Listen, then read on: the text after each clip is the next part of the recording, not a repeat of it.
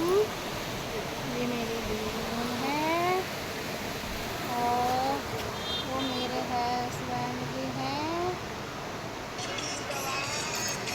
Husband की जगह वो हैं खड़े हुए ग्रीन टी शर्ट में। और गंगा जी देख रहे हैं कि तेज बहाव है ना गंगा जी का, तो घूमने में हम 5 पांडव ऋषि आश्रम में हैं।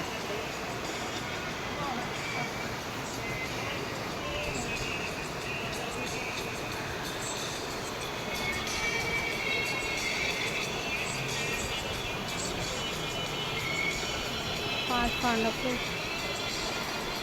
यहाँ रुके थे ना।